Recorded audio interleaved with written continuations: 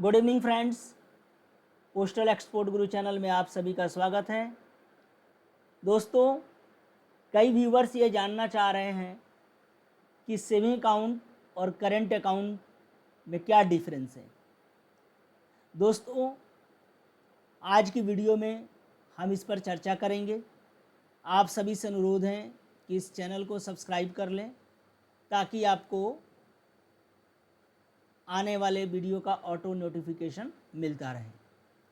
दोस्तों, बेसिकली जो saving account है वो for the purpose of saving होता है, जिसमें कोई भी स्टूडेंट्स, सैलरीड पर्सन, वर्कर्स या कोई भी साधारण आदमी, कोई भी सिटीजन्स जो है अपना सेविंग अकाउंट खोल सकता है। और यह जो है for the purpose of the savings होता है। ये सेविंग को बढ़ावा देने के लिए किया जाता है।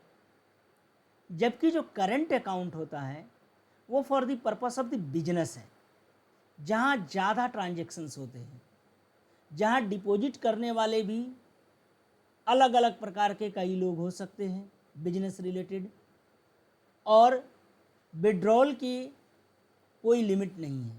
आप कितनी बार भी विड्रॉल कर सकते हैं, कितनी बार भी दिन में डिपॉजिट्स हो सकता है। जबकि सेविंग अकाउंट के अंदर आपके लिमिटेड ट्रांजैक्शंस होते हैं।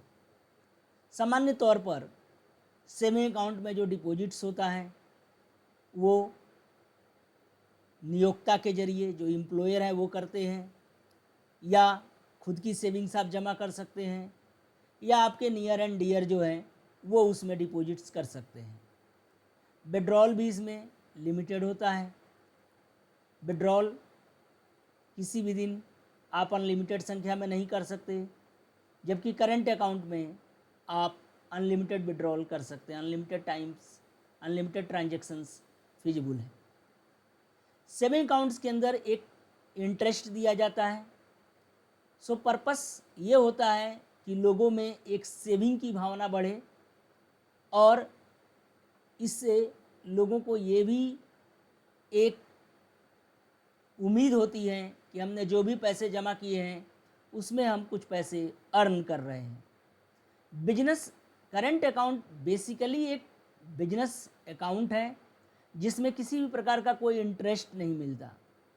इसका बेसिक उद्देश्य ये होता है कि बिजनेस रिलेटेड जो भी पैसे आए वो खाते में जितनी भी संख्या में आना है आए, जब भी ज़रूरत हो, जितनी बार भी ज़रूरत हो उसको निकाला जा सके। सो करंट अकाउंट पर बेसिकली कोई भी इंटरेस्ट दे नहीं होता। जब आप सेविंग अकाउंट खोलने जाते हैं तो सेविंग अकाउंट में कुछ मिनिमम बैलेंस होते हैं जिस पर अकाउंट खोलता है। हालांकि ये जो मिनिमम बैलेंस है वो 1000 से लेकर 10,000 तक हो सकता है, लेकिन इसमें अपवाद भी है। हाल ही में आईसीआईसीआई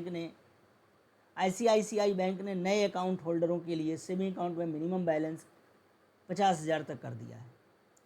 कई बैंक जैसे एसबीआई हैं, PNB, IDBI first bank, Airtel payment bank, ये सारे जीरो अकाउंट पर भी आपके सेविंग अकाउंट खोलते हैं।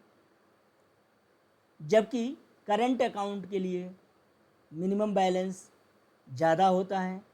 यह मिनिमम बैलेंस 25,000 से लेकर 10,000 से 25,000, या बैंक टू बैंक ये ज़्यादा भी हो सकता है। दोस्तों, जो आपका सेविंग अकाउंट है उसमें कुछ जो आपके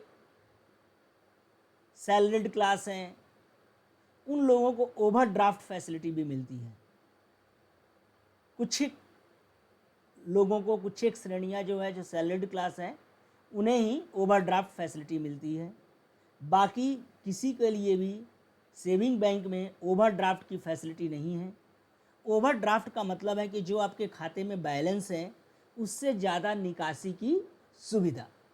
जबकि करंट अकाउंट में ओवरड्राफ्ट फैसिलिटी की सुविधा होती है, और ये जो ओवरड्राफ्ट मिलता है, इस ओवरड्राफ्ट अमाउंट पर आपकी एक लिमिट फिक्स कर दी जाती है बैंक के जरिए कि आपको इतने पैसे का ओवरड्राफ्ट मिल सकता है, इतने रुपये तक ओवरड्राफ्ट मिल सकता है, और जितना पैसा भी आप ओवरड्राफ्ट निकालते हैं उस पर वो एक तयशुदा इंटरेस्ट लेते हैं। ओवरड्राफ्ट की सुविधा जो है आपके सेविंग अकाउंट में नॉर्मली नहीं होती है, लेकिन जो प्रधानमंत्री जनधन स्कीम आई है उसके अंदर भी ओवरड्राफ्ट फैसिलिटी दी गई है। सो ये बेसिकली जो है थोड़ा सा लिमिटेड, ये जो आपका जो सेविंग और करंट अकाउंट के बीच ये सब बेसिक डिफरेंस हैं और जो हमें ये समझना ज़रूरी है।